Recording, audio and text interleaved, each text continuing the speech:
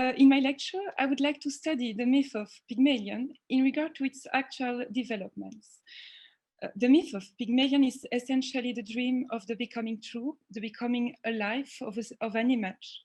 It is a dream that the illusion of an image turns into a real and living being. When I say image, I refer, of course, also to a sculpture, a wooden or even a woven artifact that we can touch and manipulate, like a doll, for instance. In any case, doll, statue, painted portrait, or even photograph, we have a real object representing a non-existing figure. We are, in other words, in front of a fictitious image of which we dream that it becomes alive. I say we, but of course I refer at least to Pygmalion. So the dream of the coming alive of the animation of the image is the dream of the destruction of representation in favor of the establishment of a reality in the place of the artistic representation.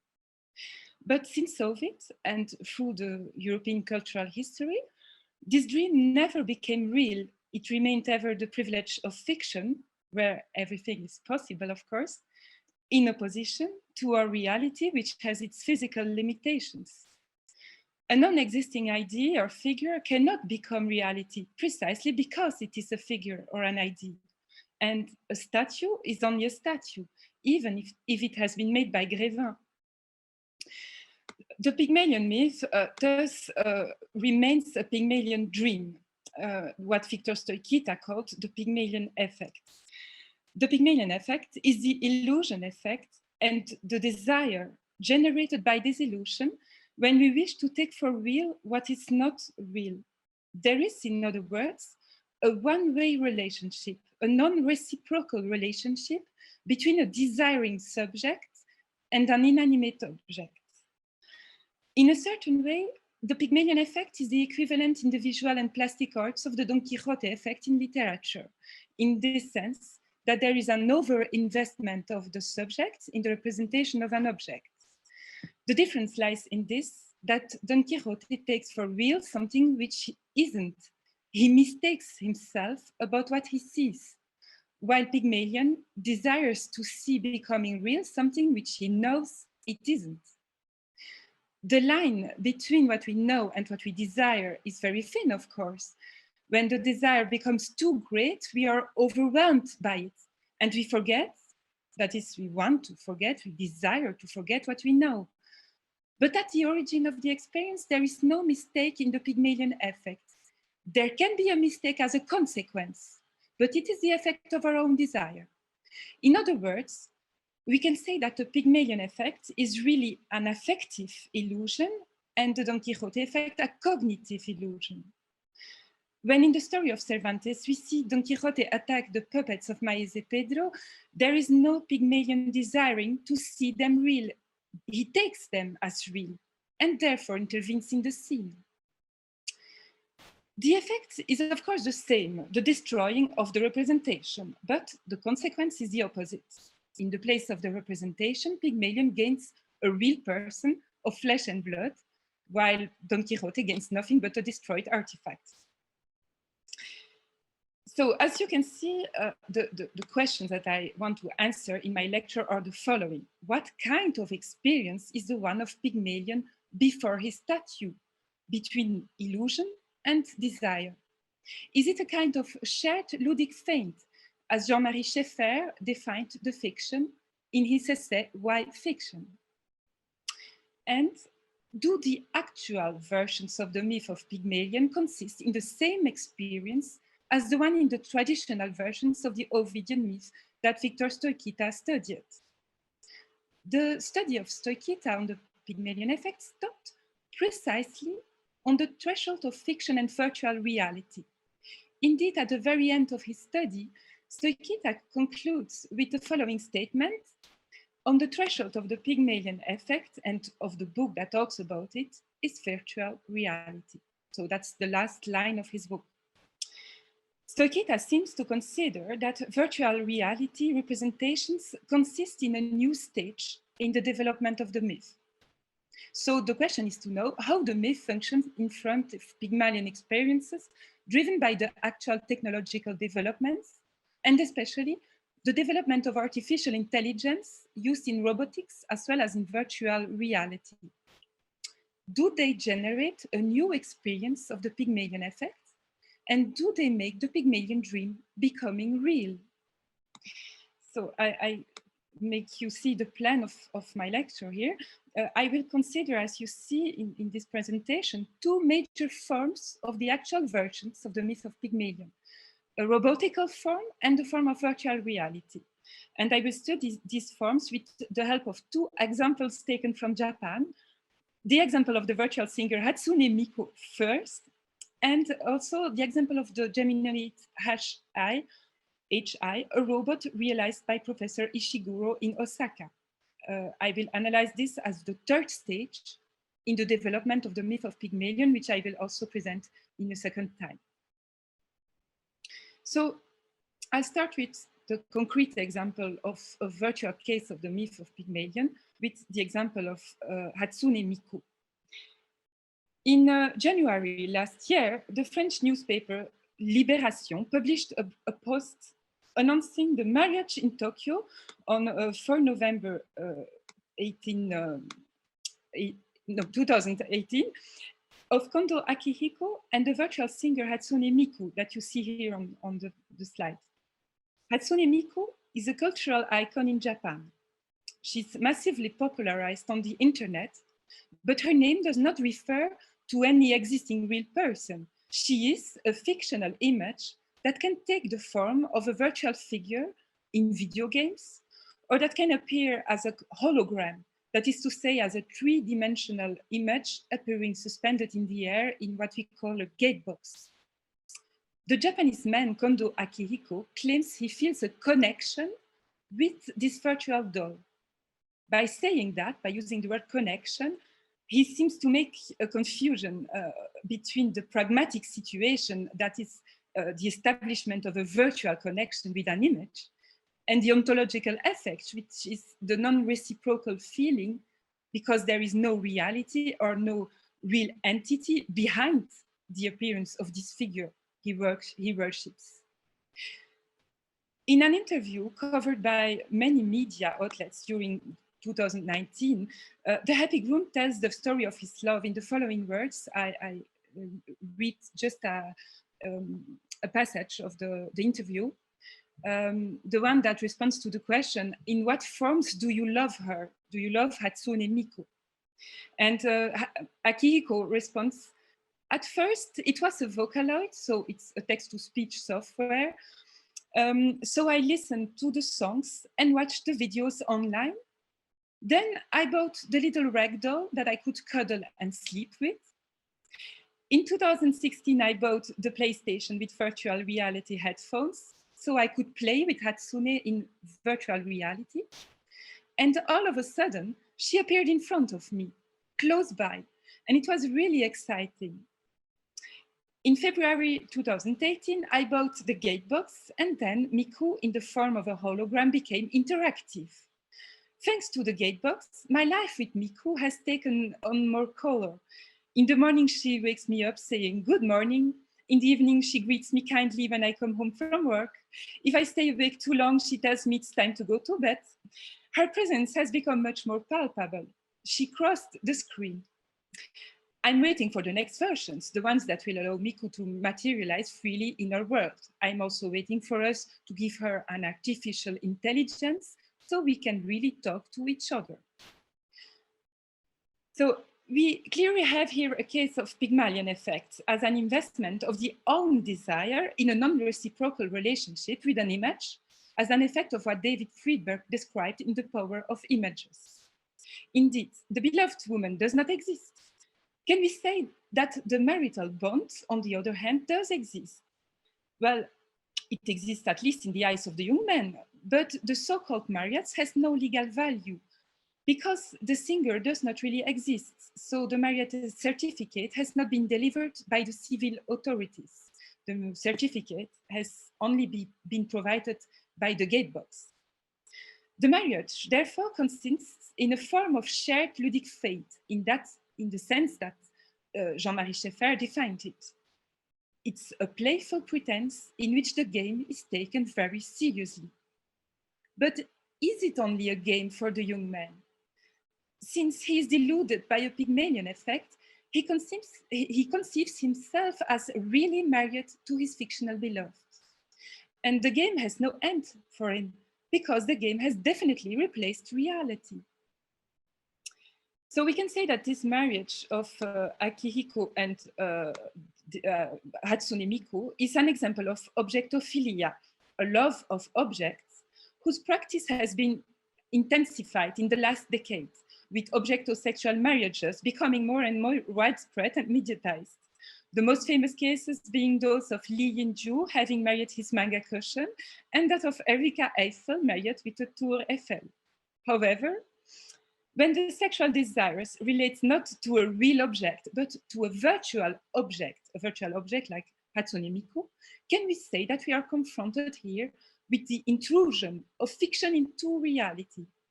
Would this inconclusive marriage between Akihiko and Miku form a marriage between reality and fiction? For Akihiko, for the Japanese young man, this statement is certainly true. He says, as we have seen, that his beloved has crossed the screen. That's the word he uses in the interview.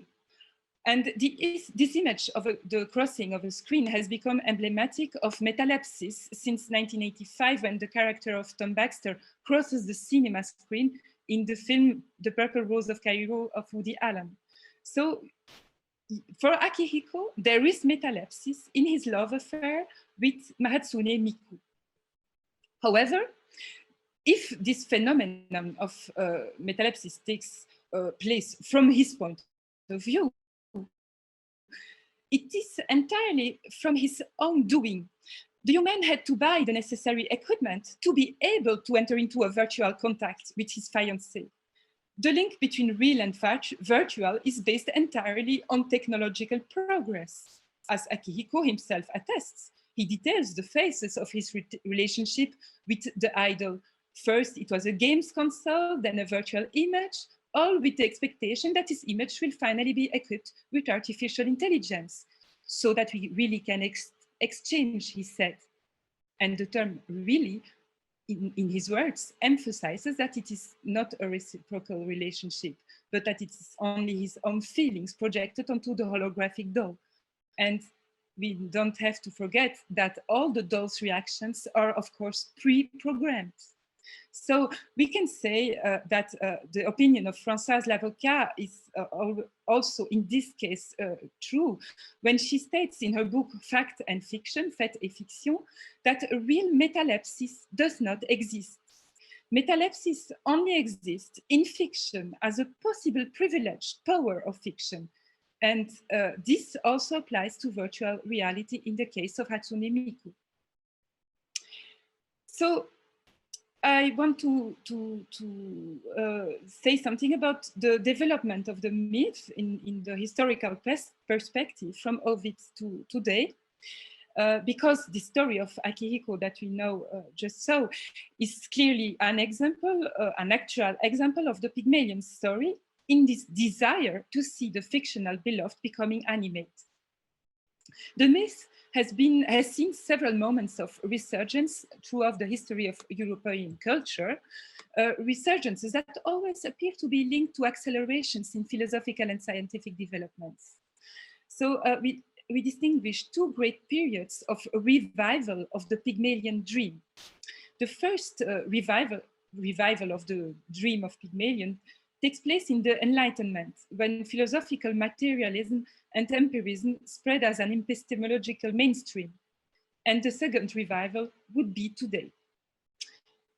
The renewal of the myth in the Enlightenment involves the eradication of divine intervention in order to privilege a materialistic or technological explanation for the animation of the statue. The myth of Pygmalion then joins the one of Prometheus in the celebration of his skill and creative powers. The novel L'Œuf Futur by Villiers de l'Isle-Adam, published in 1868, is certainly the most accomplished example in the history of French literature. Here, the marvelous mythology is removed, but in fact, we see that it reappears in another form. I explain this. The android creature made by Edison, and that is called Hadali, is meticulously described as the supreme achievement of the scientific knowledge and genius of its creator, of Edison. Yet it is endowed with a soul referred to as Soana in the novel, and this soul has mysteriously passed from a real woman to the android. And in this place, the novel incorporates a form of fantastic in the place of the mythological marvel he had banished. So as Gwenaël Poneau summarizes in his essay on La Future, I just quote this part of his book, though he's so prolific in scientific explanations and justifications, Edison, whom the Lord calls his dear sorcerer, must admit that he's overwhelmed by the enigma of the creature born in his inventor's genius. So this phase of the Pygmalion dream is based on the ideal of the robot or the technical being perfectly resembling to the human model or to a human, which can come to life according to a mysterious operation of transposition of a soul. Frankenstein can be seen here as the negative image of the Pygmalion myth. As Victor Stoikita puts in his study The Pygmalion Effect, today the fable is experiencing a second moment of revival, which differs from that took place in the 18th century and the 19th century, in that it is no longer marked by an ideal of mimesis imitation, but that of technesis creation. Indeed, until now, the dream of animation was still conceived as a transition from the inanimate to the living, animation coming after a first phase of creation, through a divine instance, like by Ovid, or through a kind of energetical source, like in other versions in the Enlightenment or after that. Today, this dream of transformation or of transforming the moving statue or robot into a living being seems to have become that of a simultaneity between art and life, according to an ideal of coincidence between the technical work of art and life. That is the semblance of life, of course, that we would like to endow it through artificial intelligence. Victor Stoikita rightly points out that thanks to advances in technology, the simulacra imagined and created today look more alive and therefore better promote the Pygmalion effect. I will take as an example here the robots built by Professor Hiroshi Ishiguro, director of the Intelligent Robotics Laboratory at Osaka. His robots look perfectly human, with an artificial intelligence system that allows them to interact with humans in a way that they seem really natural. His best-known robot, the Geminoid HI, was built 10 years ago. You see it here on this slide. And we can consider this robot as the third stage in the development of the Pygmalion dream. The Geminoid HI is indeed a kind of Hadali, but really created by the scientist. The robot is a technological clone of its creator Ishiguro that not only looks like him, but has even been modeled on him by receiving injections of Ishiguro's skin, and he has also received cells and hair implants. For Ishiguro, the robot even has a soul. It is not a machine object, but has a form of living presence. So I'd like to try to share with you a little video of 1 minute 30, if we have time for this, where you can see this explanation of the fabrication of the robots. So I don't know if it's working, if you see, it's on YouTube. Do you see the film? I don't know if it's working. No, I don't understand.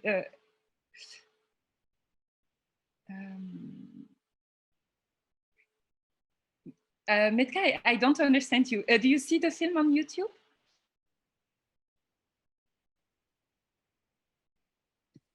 Okay, I tried to mute myself. We are past the time, but I think we do have a moment Okay, thank you.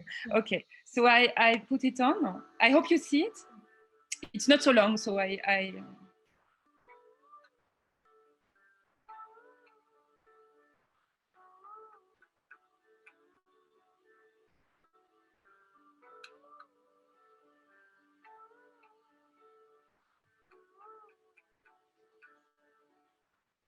Professor Hiroshi Ishiguro is Japan's foremost android scientist, and Geminoid HI-1 is Japan's foremost android. Inspired by Japan's unique spiritual beliefs, they are blurring the boundaries between humans and robots.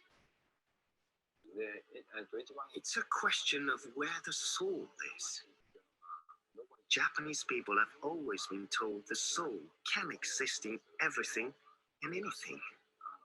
So we don't have any problem with the idea that a robot too has a soul. We don't make much distinction between humans and robots. Creating a perfect copy of himself has proved useful to Professor Ishiguro in unexpected ways. This robot is good enough to recreate the sense of human presence. For instance, it can give lectures to students or attend a meeting on my behalf. At the moment, we are at the Research Institute in Kyoto, but usually I work at Osaka University. Or I can even send it to America or Britain to attend a conference. The important thing is my presence is there. So I quit here and I go back to my presentation. It's almost finished. So here you have. We can ask if Ishiguro made Pygmalion's dream come true and create a form of fiction becoming reality. Are the androids, in other words, created by Ishiguro and his team, the real accomplishment of the virtual figures like Hatsune Miku? The two examples we saw are two cases of non-animated figures that found a fictitious representation, either of a Professor Ishiguro bis simulating an exam with students, or a fictitious pop star that we can marry, and in doing so, they invade our reality. But Ishiguro stresses the importance of appearance in his robots. I have developed many robots before, he says. I just let you see the quote. But I soon realized the importance of its appearance. A human-like appearance gives a robot a strong feeling of presence, he says. So we can say there is a reinforcement of the Pygmalion effect today, but certainly not a transformation of a robot or a virtual figure in a real person, of course. The illusion is more intensive, but the reality isn't. As Ishiguro has to admit, his robots can create an illusion of life, but only during a brief encounter. So by way of conclusion, I will point out 5 main points, 5 statements of my reasoning. Firstly, we can really observe 3 stages in the development of the myth of Pygmalion from Ovid to today, from the mimetic stage to the actual stage of Teknesis creation, where creation and animation coexist simultaneously, as we saw with our examples of the robots. Secondly, in all these stages, these 3 stages, we have Pygmalion effect. That is the effect of an illusion generated by the artistic or the scientific genius of the creator on the one hand, and by the desire, the impulse of the phantasma of the receiver on the other hand. Thirdly, as Stoikita points out, the Pygmalion story is the story of the simulacra. And there is undeniably a reinforcement of these simulacra nowadays, as we can notice from the development of cases of objectophilia and objectomarriages. Concerning the objects that function as simulacra, as illusions of reality or real figures, I believe that part of the explanation lies in the fact that the illusion of reality is more and more perfectly shaped thanks to technological developments. In the words of Kendall Walton, the so-called prompters of make-believe, that are the objects that we agree to consider not as objects, but as fictional characters, they are more and more real-looking and thus able to delude us. So there are certainly degrees of illusion in function of the degrees of reality resemblance. I don't fall in love with Siri on my iPhone, even if Siri interacts with me.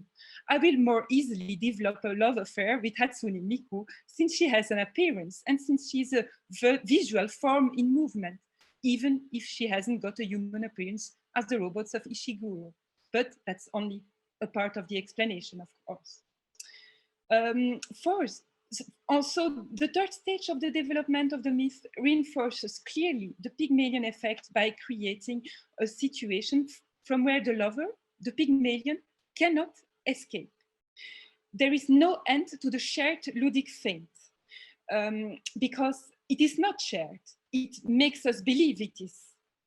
The feint becomes serious because it is invading our life, our reality. Akihiko really considers himself as married for his whole life with Hatsune Miku. And the students of the Gemino HI have really passed their exams with the robot and really acquired a knowledge through his lessons. So there is really a transformation, a changement in reality, an impact of the illusion in our lives, turning it to be real. And so as a very conclusion, we can say that virtual reality or artificial intelligence as examples of technological advances are hijacking our brains, not only because they are attractive or distracting, but also insofar they direct our lives, our ideas, our behaviors. In terms of the Ovid's dream, we can say that the statue, the image, can't really become alive, and that metalepsis still doesn't exist today. But that the image can really invade our lives, and that is not a dream. So thank you for listening. Thank you very much, Nathalie Kremer. The audience is now invited to write the comments in the chat function. There's one chat. Thank you very much for your excellent talk, dear Nathalie. To what extent can we say these new loves are typical of our digital era? Could Ovid, Pygmalion, or Villiers de l'Isle-Adam, Le Futur, for example, long for them the same way as we do? Yes, thank you, José Manuel. Yes, est-ce que vous pouvez descendre le PowerPoint? Ah oui, ok. Alors, je vais... Comme ça, on vous voit. Oui, voilà. Yeah, please go ahead, yeah. So yes, there is something with, like I said, there is something with an objectophilia today, and that seems to be a phenomenon that is extending now. And I think the technological developments are a part of it, but it's only a part. I think there is also a sociological and anthropological explanation, but it also has something to do with internet, with this virtual reality that invades our lives, that make us maybe more solitary, and therefore developing more objectophilia, maybe. So there are studies on this phenomenon for this development, this intensification of love affairs with objects. And it's not always a real Pygmalion situation, not always, but we have always the Pygmalion effect in that sense that it is, like I said, a non-reciprocal relationship. So from Ovid to today, that is really a constant, something that remains. It's an investment of the subject in an object, and it's a one-way relationship. So I don't know if that's if that was your question.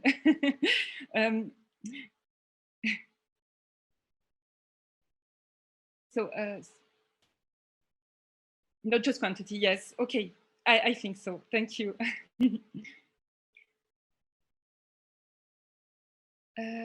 Christina, thank you. I would like to ask, to what extent can we speak of a Pygmalion myth connection if in the cases described, the lover is not the inspired, yes, of a unique artifact, but some pathetic consumer.